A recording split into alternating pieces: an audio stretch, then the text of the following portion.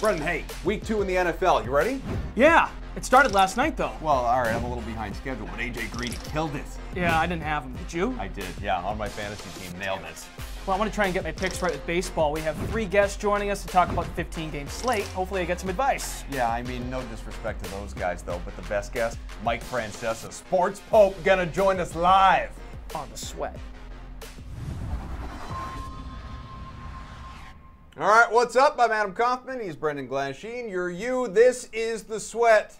Yeah, we've got so much planned, and you're going to get dizzy. We're going to start on the gridiron with the fantasy alert, as we just saw there. According to NFL Network's Tom Pelissero, Bengals running back Joe Mixon needs arthroscopic knee surgery to clean up a problem from last night's win over the Ravens. ESPN's Adam Schefter then confirms he's out for 2 weeks. So, obviously some decisions to be made. Let's bring in our football panel, Julian Edlow, Reed Fowler, and the Action Network's Joe Hulka. Guys, welcome. Hello. Good to see you. Let's start with Mixon. What's this mean for Cincy in the interim? Is it going to be the Giovanni Bernard show? What are we thinking, Joe? Yeah, I mean, Joe Mixon expected to be out 2 weeks. I think Gio Bernard kind of quickly becomes a lot more relevant for at least the near future. They've got Panthers in week 3, and so possibly longer, obviously. In week 4, he gets the Atlanta team that gave up the most receptions to the running back position last year. So I think he definitely has to be on the radar. Julian, is he a guy that is going to be a good value to play? Is that someone that obviously this particular week, given that salaries are already out, he's being thrust into this position? Is he almost automatic given his role? Yeah, I mean, we need to see what he turns out to be for week 3, but Mixon had a huge role in that Bengals backfield. He was getting a ton of touches. He still managed, I think, 21 touches last night against the Ravens, and that was when he came out of the game twice with this knee injury. So with all those touches lost and Gio Bernard really the only capable backup in Cincinnati, it's no question that they're going to have to force feed him some handoffs, and he's obviously going to play a part in the receiving game. So, I mean, as we mentioned, he's got that Panthers team next week. We'll have to see what his salary is. DraftKings obviously has time to adjust to this news, so we'll have to see if he's a value or not, depending on what else is in the board. But he has to be on the radar, as we just heard. Yeah, good point, obviously, with the game last night, and so we'll find out how salaries are adjusted come week 3. But, Reed, in general, Giovanni Bernard, and all you can do is kind of look at what you have. What have you done for me lately? So it was a very small sample in week 2. He only rushed the ball a half dozen times. So you think back to last year a little bit. Do you like his role in this offense as an option, or is he someone that you'd kind of think about fading anyway? I think you would have to think that he does, like these guys have said, come into this role and potentially get 75% of what Mixon was getting. Mixon really started to become this RB1 that we saw in terms of volume. So Gio could potentially get an increase in volume, obviously, with Mixon being out. But Mark Walton is also there. He's a Miami rookie. He's not someone that you would essentially put into or thrust into a 3-down role. He's been kind of compared to Jalen Richard, Brandon Oliver, these kind of guys. And so he could potentially get early down backs. Remains to be seen. These guys are right, though. You have to keep your eye out on Gio Bernard's usage, because when we saw him that first game, he was essentially a no-show. He only had about 9 snaps to Mixon's 90% or 80% production in terms of the snap count. So it'll probably be a committee, but out of the 2, these guys are right. It's Gio Bernard, and we'll see what the price is. Plenty of other news today regarding running backs. Falcons back Devonta Freeman won't play Sunday because of a knee injury of his own. The hope is it's not long-term, not a long-term concern. Since nothing is structurally wrong, is there an alternative worth pursuing, be it Tevin Coleman for Atlanta or against Carolina, or is there someone else in a similar price range, Joe? Yeah, I mean, the matchup isn't fantastic kind of on paper, but volume definitely trumps everything at running back. I think Coleman's got about a 17-touch floor or so as a 6-point home favorite at 5,300. He's going to be right there with James Conner this week as far as the chalk running backs go, in my opinion. At least in our models at Labs, we have them projected as 2 of the highest plus-minus values on the slate. Probably going to approach around 35% ownership by the time Sunday morning rolls around. And then obviously Coleman gives you just one of 100 reasons not to play Adrian Peterson at like a pretty similar price. Reed, how about your reaction to the Freeman news? Yeah, this is kind of becoming a trend, right? We see Freeman out quite a bit, whether it be knee, ankle, what have you. We saw him get a lot of usage in his rookie years, and this is sort of catching up to him. So he's now hurt, and we should have been, I think, a little more bullish on Tevin Coleman at the beginning of the season. At that price tag, 5,300, Joe's right. I think he's going to be a chalk in that situation. You have other guys in that frame that would potentially be a better play, but you're talking about 18 to 20 carries when Freeman was out. This guy has 8 touchdowns last year when Freeman is or was healthy as a 1B running back by committee. So this guy is someone that you could plug and play and put into that lineup and put into your lineup and feel pretty confident about it in terms of his volumes. Yeah, volume is king here, and I think he's a good play at 5,300. Julian, your thoughts? High on Tevin Coleman? Yeah, for me, this just 100% comes down to if you're playing cash or a GPP. If you're playing in tournaments on this 13-game main slate, then no, I don't want any part of Tevin Coleman because he's going to be so popular. With this news coming out on Friday versus Sunday morning, everybody has all weekend to adjust, let this soak in, and he's going to be the chalk, as these guys said. So in tournaments, I will pivot to a guy like Adrian Peterson against the Colts defense that we just saw gashed by Joe Mixon, the guy we were just talking about. But if I'm playing cash, I am eating all the chalk on Tevin Coleman because you just can't afford to fade him. He got 10 touches in the opener against the Eagles, gained 45 yards. He's got to get 20 touches in this game at a minimum, even though it's against the Panthers. So with all those touches at this price tag, just above $5,000, I don't see a way that you can possibly fade him in cash games this week. He'll be this week's James Conner, with James Conner, once again, at another pretty good price, but Coleman comes in cheaper.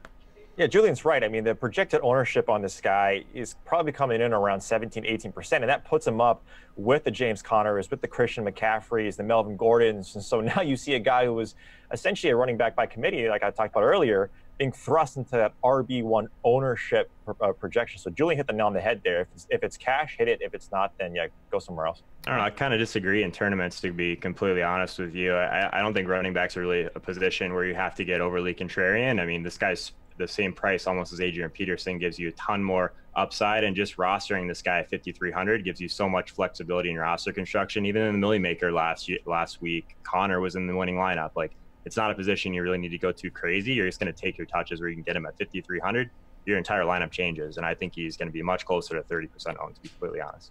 All right, guys, well, I'll tell you what, I got really excited driving home from DK's kickoff bash on Sunday because I've got Aaron Rodgers on my season-long team, one of them anyway. He got carted off the field. That sucked. I panicked, but he returned, and he threw 3 touchdowns, maybe because I ate White Castle and he was inspired. It was a huge comeback win, but he is questionable for this next game with the Vikings due to his left knee. No practice this week. Is he worth a roster spot, Reed, or do you skip it against a pretty good defense to begin with?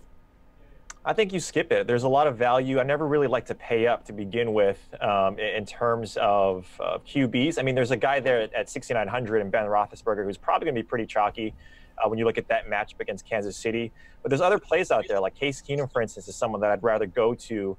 I will say this, though, and Rick Gaiman mentioned it on the Pat Mayo, is that when people see that Q or a potential questionable mark by the name, that could potentially swerve some people off of Aaron Rodgers. And if you want to be contrarian and play Aaron Rodgers, which sounds weird, you could potentially go there, but you're risking potentially him not going or going up against a really stout defense in Minnesota. So I'm going elsewhere, but I'd be fine if you want to play that contrarian play. All right, we're going to move along a little faster, but Julian, are you also looking elsewhere? Yeah, I wasn't really interested in Rodgers had there been no injury on Sunday night against this Minnesota defense that just kind of had their way with Jimmy Garoppolo last week. Is Rodgers capable of beating the best defenses? Of course, but we don't need to pay up to find out when there's plenty of value on the board. All right, looking down at you here, Joe. What do you think? Yeah, just to echo what these guys have been saying, I just don't think that there's any way you can play Rodgers at 6,800, even with Roethlisberger at a similar price point.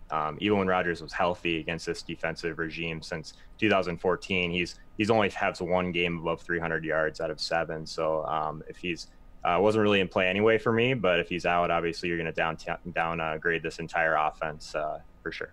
All right, gentlemen. Well, we obviously have mentioned Pat Mayo a couple of times because Reedy's just got a big crush on him. But Pat also talked plenty about D on his show in terms of tiers, okay? Multiple price ranges, multiple fits for however you prefer to set your lineup. Strategy. Strategery? Whatever. Pay for the Chargers, pay up for the Rams, the Broncos at home against Oakland. That sounds pretty good. Is there anyone that really sticks out to you as a favorite? Yeah, I am so bad at trying to figure out defenses, and because it's, there's so much that we need, like the pick six, we need some fumbles. A lot of it's pretty random. So I like to lean on guys that can get to the quarterback, right? Sacks, rack up points, hurries, can force interceptions. They can, getting to the quarterback can force fumbles. So give me guys with good rushers. The Rams, obviously the chalk, but like I want to give you some more reason on why, as opposed to just plugging them in at $3,700. Like I like the aspects of that defense compared to other defenses here. Like there was a time I thought the Saints defense was pretty good, and then Ryan Fitzpatrick showed up. So I think you'll be fine with the Rams, and I also do like targeting like against rookie quarterbacks. So even Sam Darnold looked pretty good at times last week, but like, these guys tend to turn the ball over more, or a lot more than their veteran counterparts. The numbers bear that out. So the things that I usually target are pass rushers and then rookie quarterbacks if I can find them. I think that going back to the Saints might not be the worst idea here, because everyone's going to be off them because everyone used them last week. They scored like -9 DraftKings points. And I think that the Saints defense can score fantasy points and Tyrod can succeed at the same time. But he took an awful lot of sacks last week against Pittsburgh. Yeah, he certainly did. And I agree with you. Like, talking about week one and what happened and trying not to overreact, like the Saints might be bad, but they're probably not nearly as bad as what they showed last week. So I agree. Buying low on a lot of these guys or a lot of these defenses is going to be an option. And then, yeah, even Dallas, I feel like, so I don't, I wish I had the numbers in front of me, but like, Eli Manning's another one of these guys who, anytime you get within 5 feet of him, he just kind of crumples down and takes the sack, right? Guys that do that to preserve themselves are great guys to target on the defensive side of the ball. So those are the types of things that I'm looking for. But quite honestly, Pat, I mean, when do you throw a defense into your lineups? Do you start with it? Do you end with it? Like, what do you do with it? I really like to target one from each level, so like an expensive one, a around $3,000 one, and a really cheap one. And then when I get to the end of my lineups, I see which one corresponds the best with that lineup. How much do I have left? Now, there are some times, like I'm going to play the Skins defense this week. I think that Washington is in a really nice spot.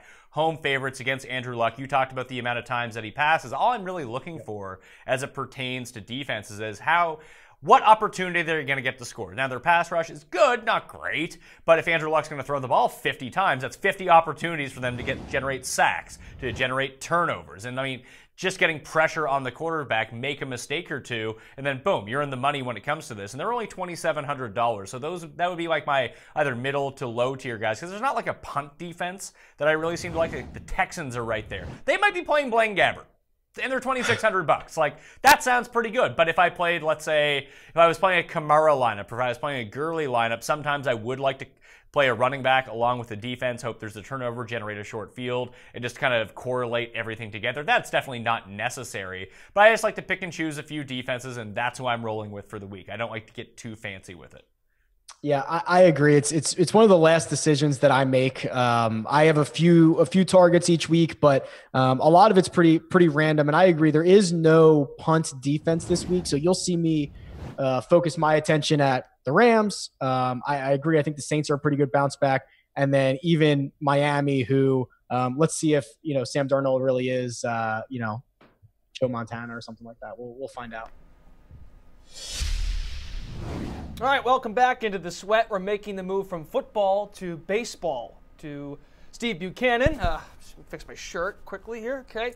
Gary and Thorne and Matt LaMarca. How you guys doing? Too bad. First, Steve, happy 7th birthday to your son, pal. I'm glad you guys are having a day. Thanks, man. I appreciate that. I like you, Kaufman. You're a good guy. Well, you're a terrible father because you're spending dinner with us as opposed to hanging out with your son, but nevertheless, it's his birthday. That's important. And Matt, I'm just glad that you have proper lighting this time. All right, yes. All right. Enough. That's enough. Let's cut the crap. No more being nice. Chase fade time. First one. Max Scherzer. The Nats are in hot Atlanta tonight. Chase fade, the ace, racking up more than 30 DK points. He's faced the Braves 4 times this year, eclipsing 40 once and sub 25 every other time. Hey, Bukes, let's go to you first. First of all, I'm so happy that Matt looks good. I was glad to see his face for a change. I mean, look, anything is possible with Max Scherzer. I mean, but the problem is the Braves are a tough team to strike out. over the past 2 weeks, just a 21K percentage. But in the same breath, we can also mention that Scherzer has a K9 of 10 against his team in the 27 innings that he's faced against them so far. So yeah, it's absolutely possible that he can do it, but you're going to be paying a massive salary for him tonight, $13,700. That's like Clayton Kershaw, vintage Clayton Kershaw price right there. He's $2,100 more than Masahiro Tanaka. I don't know if I want to pay that much on an okay matchup here. So I feel like overall he can definitely get there, but for the price wise, it's just a bit too much for me. Gary and Chase fade Max Scherzer. Yeah, like Steve was kind of getting to towards the end there. I'm going to chase that he gets to 30, but that doesn't even mean he's hitting 2.5 times value tonight. So there's a real big disparity between 30 points and value when it comes to Scherzer. But the one thing I do like about this matchup with the Braves is it's taking place in Atlanta. For as great as SunTrust Park was for left-handed bats last season, it's been terrible for left-handed bats in 2018. And we know if there's one weakness, one tiny weakness in Scherzer's game the last 2.5 seasons, it's been pitching to left-handed bats. And whereas Nationals Park is fantastic for those lefty bats, SunTrust Park is not. Already on the road, Scherzer holding lefties to a 229 WOBA for the year. In SunTrust Park, the worst home run park for left-handed batters in all of baseball, according to Baseball Prospectus. So I really like where we're at with this matchup, but I don't see him hitting 3 times value in this spot. Hey, and Matt LaMarca joining us. Again, you can catch him on the new Action Network app. Your thoughts on Max Scherzer? Just hope you could see him there.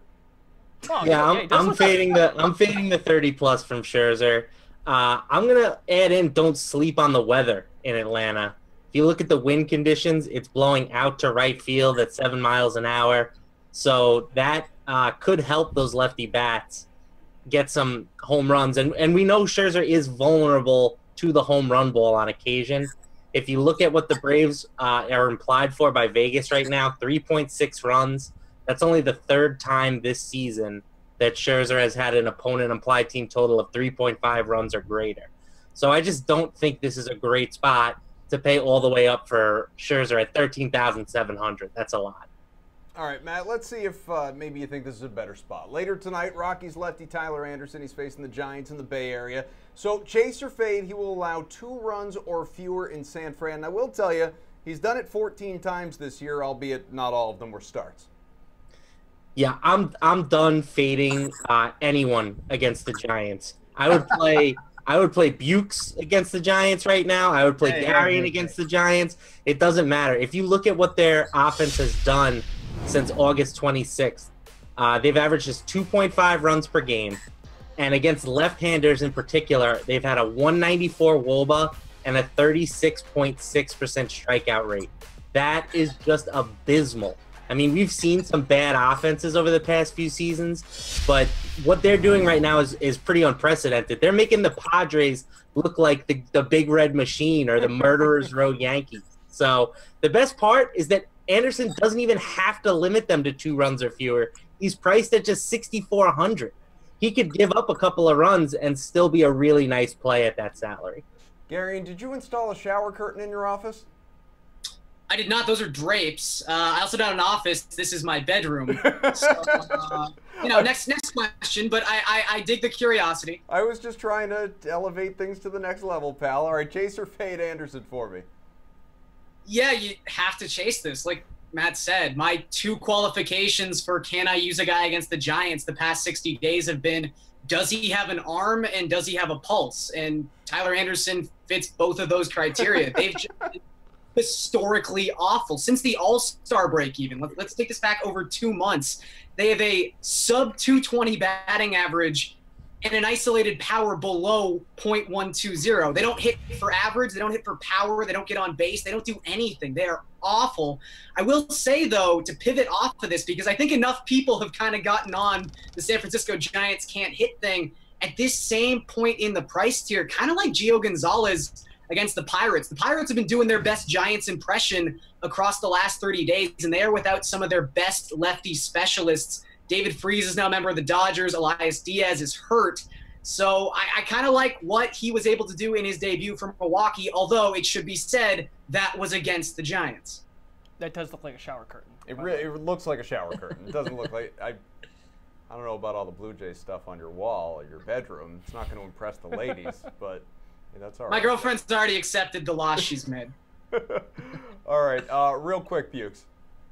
I mean, these guys have nailed it. I mean, you just have to go against the Giants. I mean, Tyler Anderson is just way too cheap for this matchup for you to ignore. Guaranteeing a little too cute here, talking about Gio Gonzalez. Gio Gonzalez, aside from that last start, has been horrendous. I'm not even going to chance it with him. Just go against the Giants. Anderson should be fine. There's no doubt about it. All right, one more. Noah Syndergaard and the Mets are at Fenway to face a scorching hot Red Sox team. Here it is. Thor will be on the GPP winning roster. Chase or fade? Gary, and you first. Nah, I just don't see this. To tie this all together with a nice, neat little bow, the only time Syndergaard's gone over 23 DK points in his last 10 starts has been against the San Francisco Giants, and that doesn't count. I mean, Syndergaard, since the All-Star break, just a 20.9% strikeout rate. He just has been a shell of himself this season. And even before the All-Star break, I know there's some injury stuff tossed in there, never really looked all that Noah Syndergaard-ish anyway. So I just think there's plays at this price point I like a whole lot more. I mean, Masahiro Tanaka is your composite GPP play, but I think he kind of toes that line between high upside, high risk a little bit better. I liked Paxton, but I guess he's too sick. But even still, I just don't think I'll have any Syndergaard tonight. All right, I don't mean to be rude. We got to speed things up, so let's go to you, Matt. Fade. Wow. Steve, I don't know if you could match that succinct ability by Mr. LaMarca. Also, while he's talking, could I see the phone light again just for old time's sake? No, never again. Bukes, go. Yeah, I just don't like it. I mean, he's priced like Noah Syndergaard. It's just the price feels like it's just because of who he is, not because of the matchup or how he's been performing. No Syndergaard. Red Sox are too good. All right, great stuff, team. You killed it. But as Brendan has noted, we're running a little bit long. Fortunately, nobody talks faster than Pierce Dietrich, which is why he's here to talk about fast things. Cars. Let's get to the weekly price check.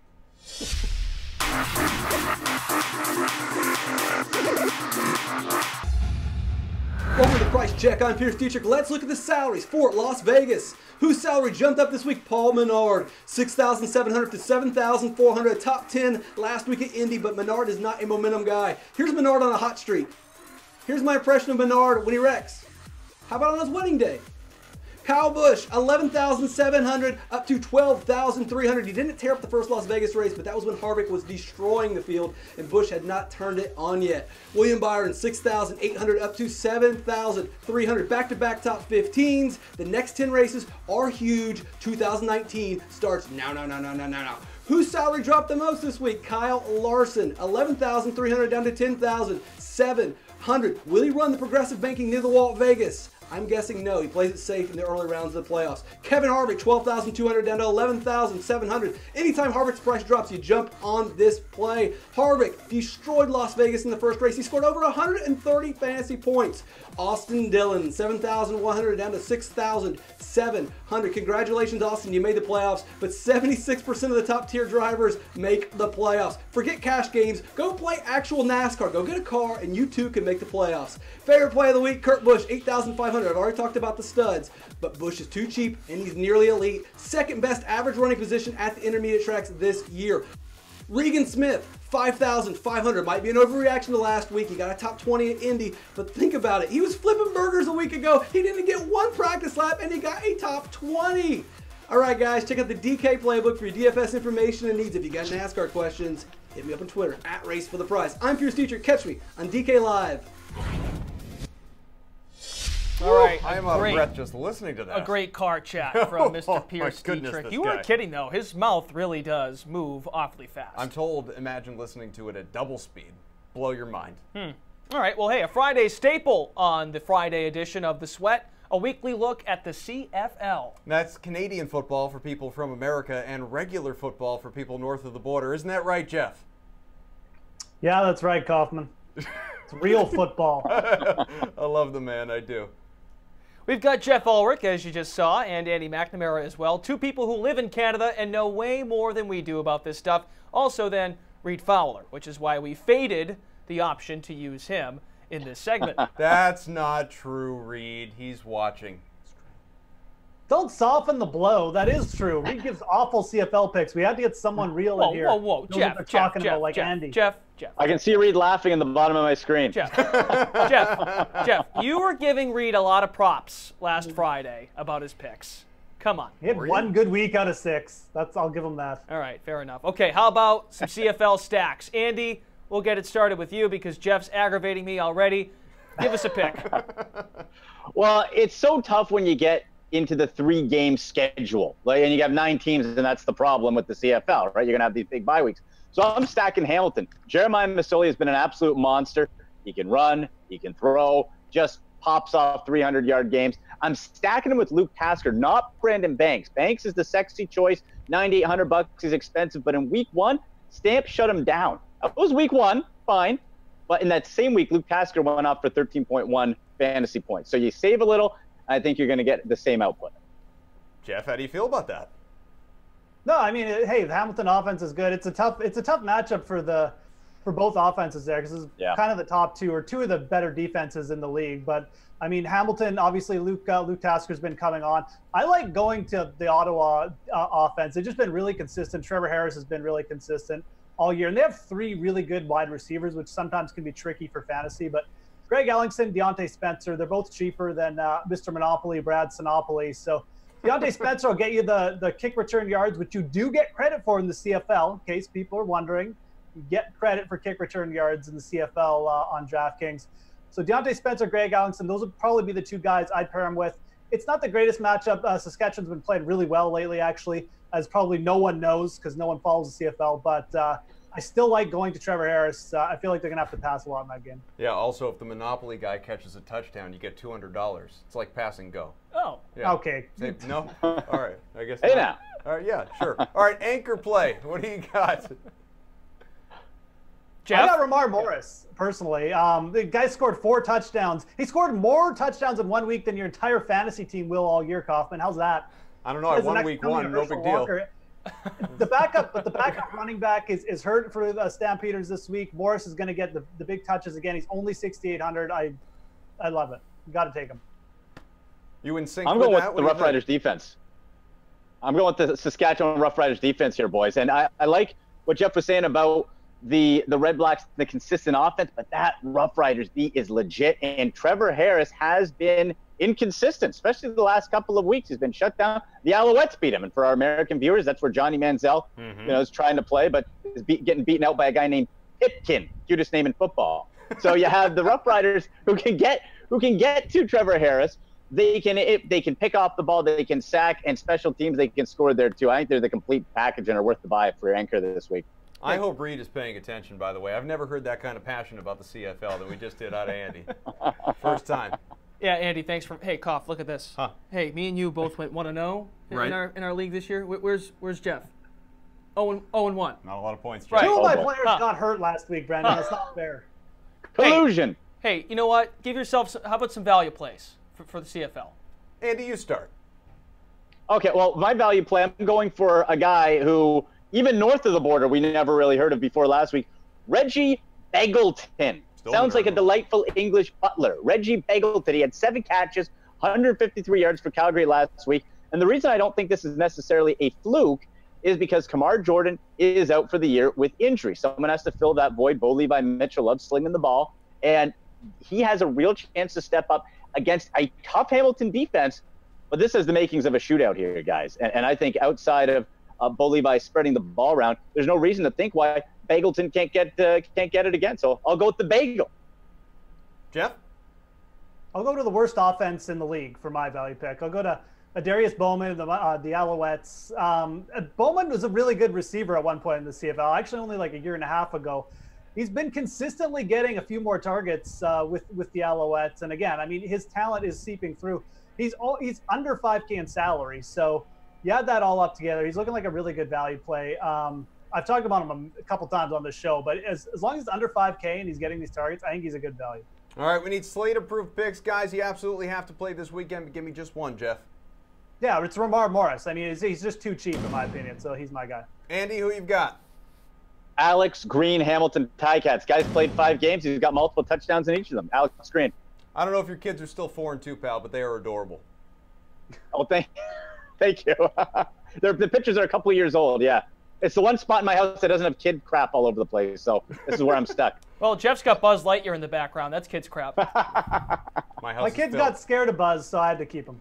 All right, boys, thank you very much. We got to move on. We've got something very fun, especially fun, planned for now. We are thrilled to welcome in WFAN's iconic radio voice of Mike Zahn, the sports pope. You see him right there, Mike Francesa. Mike, great time with you at the kickoff bash last weekend. Good to see you here again. My pleasure. How you doing? Good evening. Doing well, doing well. Good evening, Mike. Mike, for people that don't know, and why would you? Because we're telling you for the first time, he's going to be with us weekly throughout the year, so get used to seeing this man on DK programming regularly. We were all very excited about it. Mike, when we spoke in Hoboken, you mentioned that you had an opportunity to really get into the fantasy sports business at the ground floor years ago. How do you suppose that you helped shape fantasy sports? Did you provide any feedback back then? I don't take any credit for it at all. As a matter of fact, as part of the biggest sports talk show in America, and Mike and the Mad Dog all those years, we were very reluctant fantasy guys. And I have to admit that those people who really started it and the early stages basically offered me everything in that business, to do any part of it that I wanted to do, to get involved on the ground floor on any level, just to get me to be involved and to get the Mad Dog to be involved. And we both were very, very reluctant to do it. And I have to admit, like I said, that I told you that day, it was one of the bigger mistakes I made, probably from a business standpoint, because it's done so well. There was a lot of easy money to be made in that business from just the opportunities. But the other thing was, it's just become such an enduring part of the league and the whole atmosphere of the league.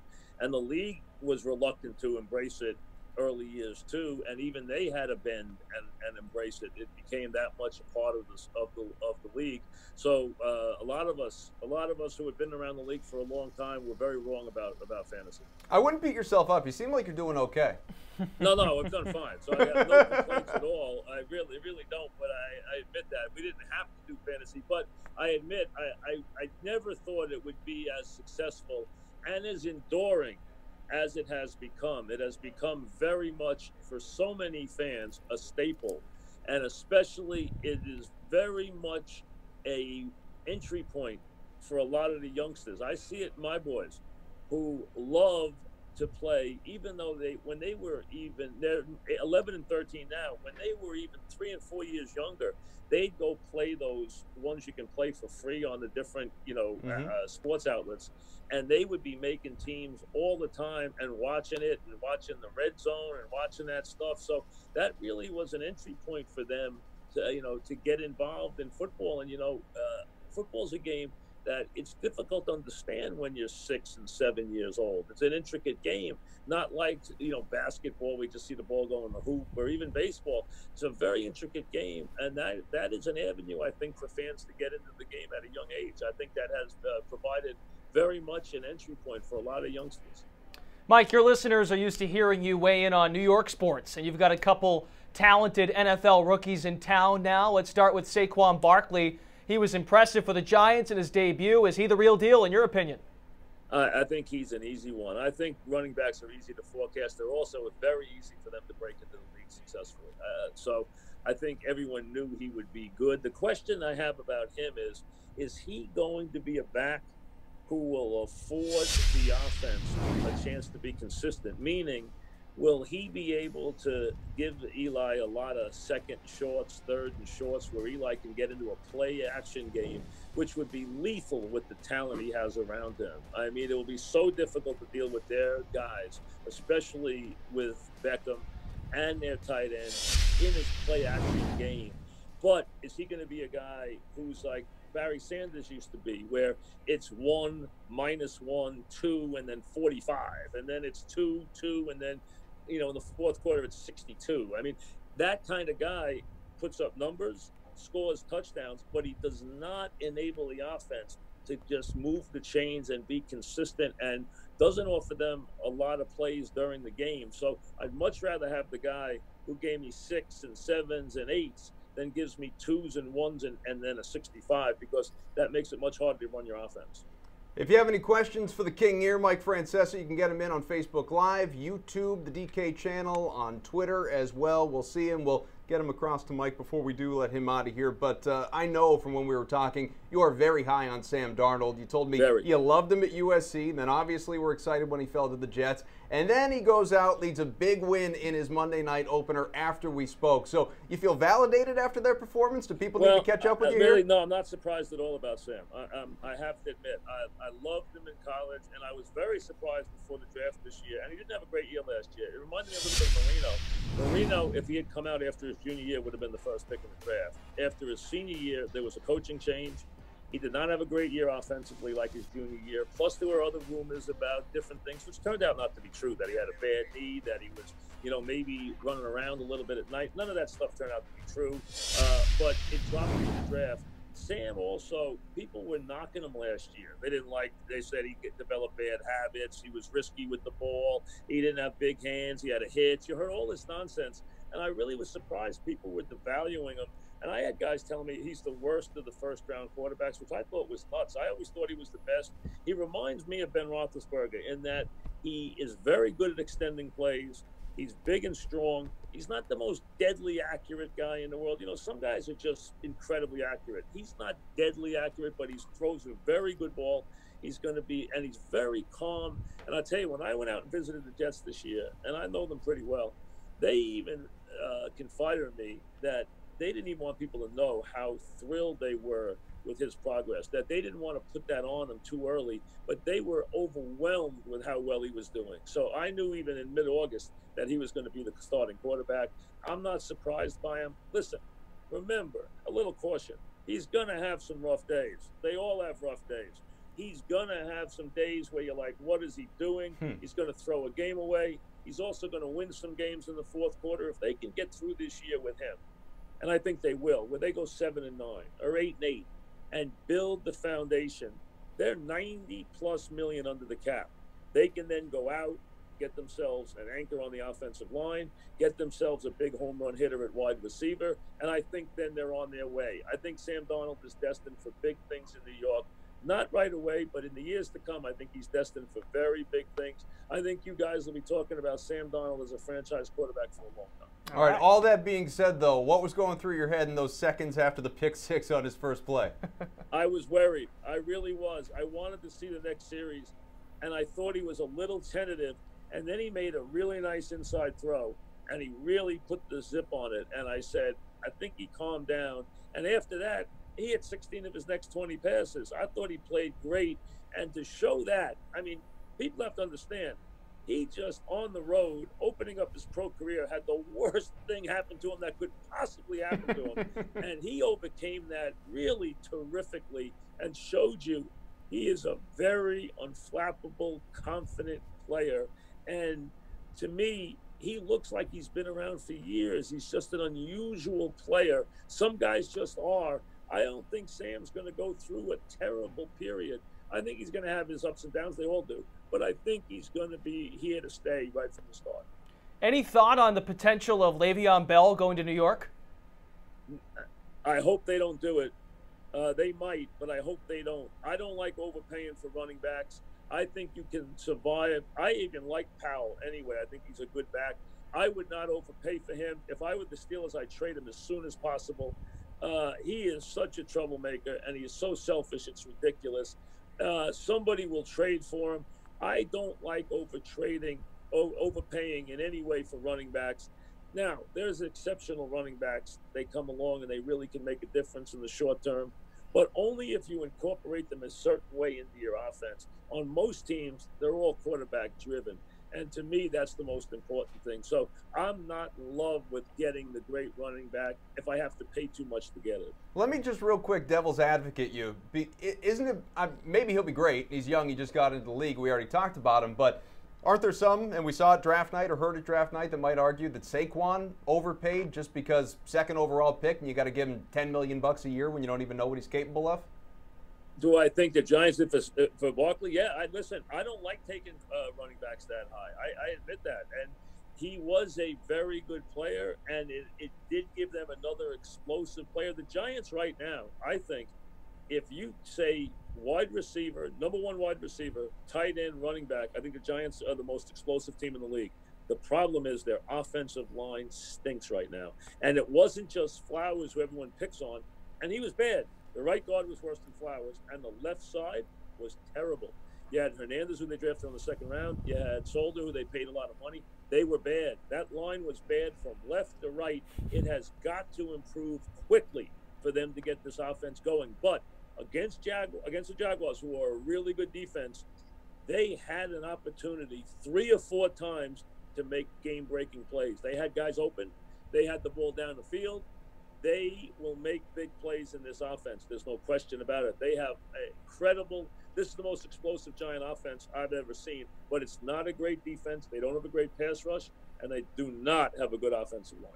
All right, Mike, let's go to the diamond. We heard from David Wright yesterday. He'll play later this month as basically a swan song farewell, and then he'll retire. Injuries really derailed his career down the stretch, but he spent the whole time in the Big Apple. What's his legacy? Is he the greatest Met of all time, in your opinion?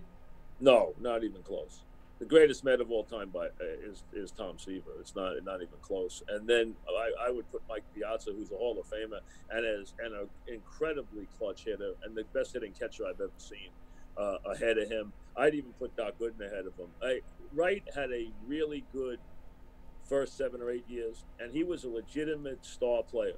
He wasn't the best player in the league, but he was a star player. He was a perennial all-star. He filled up the stat sheet, 40 doubles, 25 homers, hit 300, 380, 400 on-base percentage, played a decent third. He wasn't a great third baseman. He was solid. He wasn't great, but he was good enough. He was an all-star every year. He deserved it. If he could have doubled those stats, he could have been a Hall of Famer. But he ran into big-time troubles with, and when backs go, it killed Don Mattingly. Don Mattingly was the best player in the American League, and then the back derailed his career. He stayed around, he played, but instead of hitting 35 homers and knocking in 130 runs, he basically had years where he hit 10 homers and knocked in 70 runs and didn't make the Hall of Fame. And he was a great fielder and at one time a great player, and he didn't come close. Wright had half a career, unfortunately, and he'd be remembered as a classy guy. He had a really good career.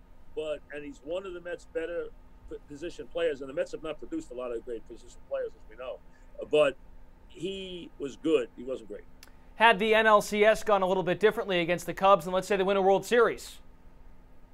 Again, he was good. He wasn't great. Okay. They've had a couple of great players. Strawberry would have been great if he didn't mess up his career. Doc Gooden would have been an all-time great if he didn't mess up his career. Piazza was the best hitting catcher of all time and a legitimate slugger, and deserved to be a Hall of Famer, and again had his best years with the Dodgers, but had great years with the Mets. Seaver's the greatest Met of all time. Like I said, Wright was good. He wasn't great. All right, well, as we know, the Mets, they're not going anywhere, but the Yankees, they're not going to win the division. That ship has all but sailed, but still a really good team. Even as a wild card entry, they should win that comfortably if they don't fall apart, and an important 6 games coming up with the Red Sox. Now, you've said that you think the Yanks are, I believe, the worst 90-win team in team history anyhow. Why is that? I think they don't do anything really well right now. I think they got off to a great start. After a so-so first 20 games, they got off to a great start. And in their last 55 games, they're 3 games over 500. They should have an incredible bullpen, but it hasn't been incredible. They should have incredible power, but it hasn't been incredible. They don't have a lot of guys who have hit for average this year. They got one guy playing every day who's hit over 275. They don't field well on the infield. They don't have great starting pitching. They don't have great anything. So they're a 90-plus or 95-win team that really, to me, is not playing like a 95-win team. I don't trust them right now. As a matter of fact, they'll probably hold on to the home field advantage and play the A's at Yankee Stadium. And they'll probably start Tanaka over Happ. They could go either way with those two. I don't think Severino will get the start right now. But the Yankees have too many DHs, too many guys who strike out a lot. They're a feast or famine team. They don't get clutch hits. They're not pitching in the bullpen as well as they should because Chapman's been hurt. Britton hasn't been as good as we hoped he would be. So to me, I can't hang my hat on them being as good as I thought they would be.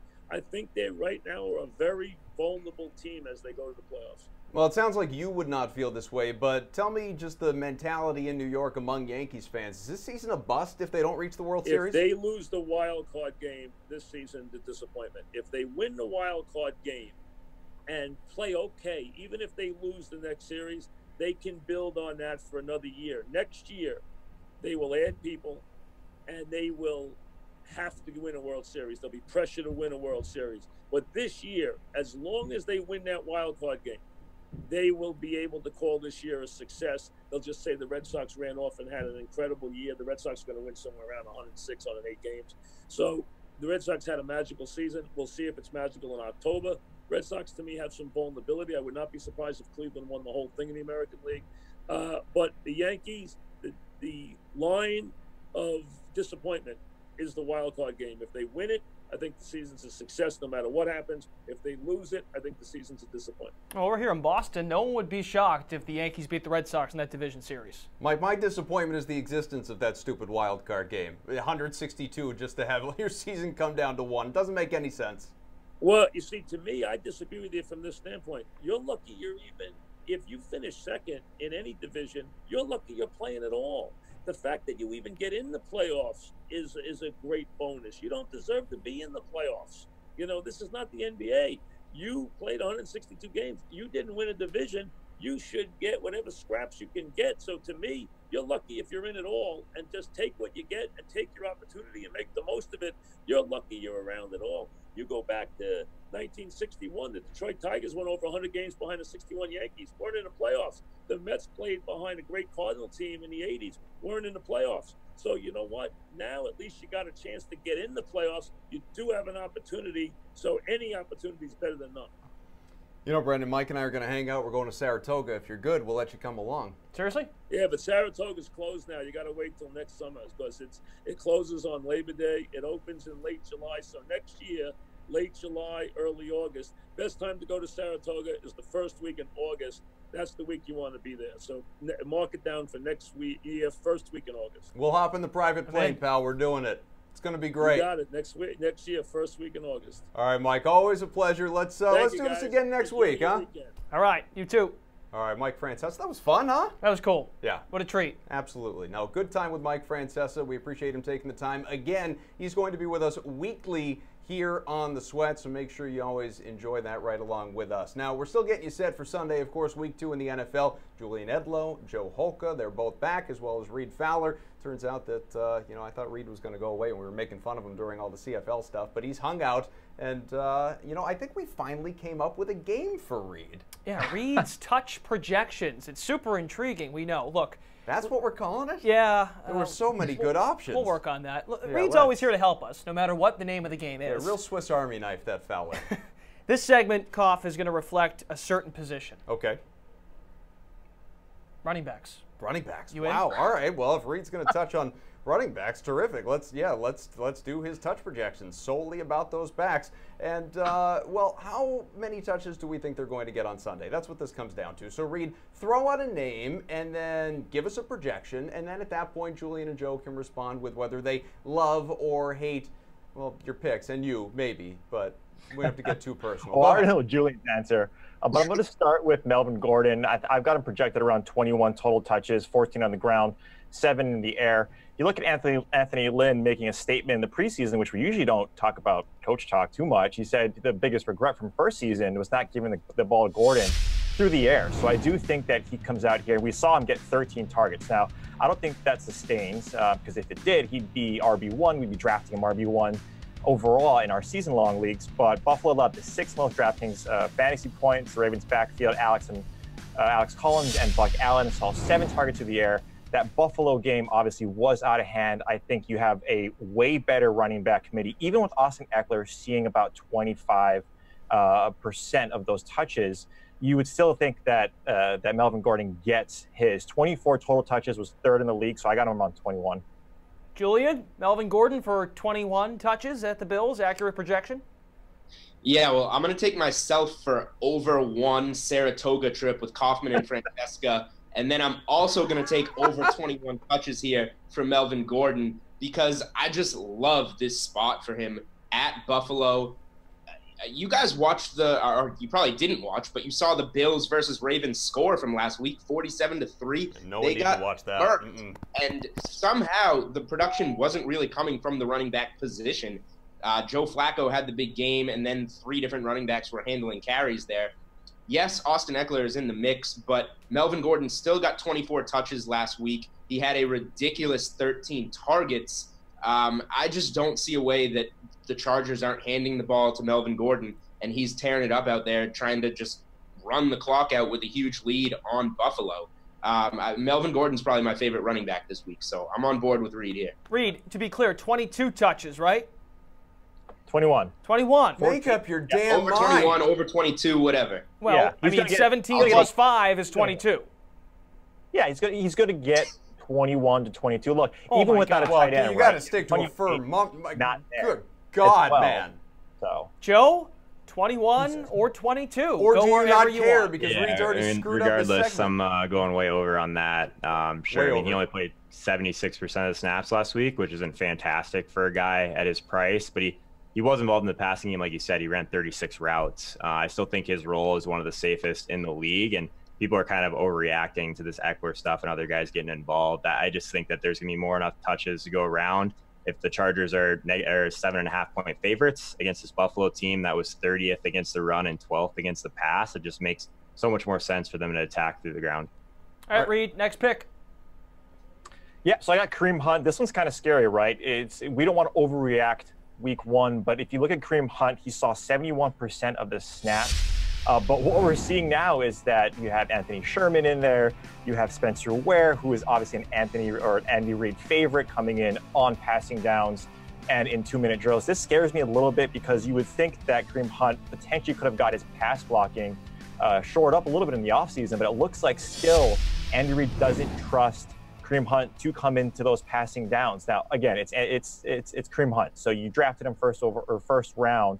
I still think he gets his. I got him at 22 touches here, rushing 17 or 21, whatever it is. It's the ballpark, whatever. It's around there. I have him at the same. Spencer Ware does scare me, right? Anthony Sherman do scare me. If they're getting 30% to 15% of the snap count, and Kareem Hunt is still getting 70, that scares me a little bit. So I have him at 21 touches total. Julian, you paying attention? You watching this for a second? I'm paying attention. I couldn't disagree with Reed on Melvin Gordon because he's just in such a great spot. But I can absolutely disagree with him on Kareem Hunt because I need to disagree with him somewhere, first of all. But, I mean, Hunt was on the field for 71% of the snaps last week. That is not that good. And he was in a really high-scoring game against those Chargers. I think it was 38-28. And he only wound up, he did not have a great game. I lost the number. 16 carries for 49 yards. Like, we have a huge total projected in this game against Pittsburgh this week. It's about 53.5, 54 points. But that's essentially the same as this Chargers game. He could get 20 touches and not have that good of a game. I just think 22 touches after seeing the role that he played in those 70 to 71% of the snaps last week kind of made me a little bit down on Kareem Hunt. And even if he got 22 touches in this game, I'm not sure that I would want to roster him given how the passing game looked for Kansas City. Yeah, Julian, I don't care about any of that. I really don't. I want you to pay attention to this. You see this? What? Wait, I gotta reverse it. That's gonna be me and Francesa when we're in Saratoga. There it is. Yeah, that's gonna be us. So I'm gonna just selfie the hell out of that trip in Saratoga. Count me in, bro. I know all the ponies. All the ponies. All right, Joe, what do you think about Kareem Hunt? Yeah, under for me as well. He's actually only seen more than 22 touches in 4 of his last 18 games in his career games, obviously. I just feel like this happens all the time. We're always kind of wondering why Kareem Hunt doesn't touch the ball more. There's always going to be upside with him because of the talent, but it just randomly disappears as far as his volume and great spots too consistently for me. In comparison to a guy like Melvin Gordon, I think you might have these ones swapped, honestly. I much prefer Connor, actually, for 500 more, and I could probably name 8 to 10 backs that I think have a higher touch expectation than Hunt this week and feel pretty good about it. A lot of love for Melvo Gordo. Yeah, Lots I have of him in it. the league Yeah, against you. Sure. Reed, last one. We got to be quick. Yeah, over under how many times Koff refers to himself in this show. I got 10. I'm taking the way over on that. The last one is Alf Moore at 3,600 against Detroit. I got him at 14 touches. Like this one's weird, right? Because the Minnesota Vikings obviously trounced the 49ers in terms of what they want to do, is establish a run. Morris is going to be your touch guy.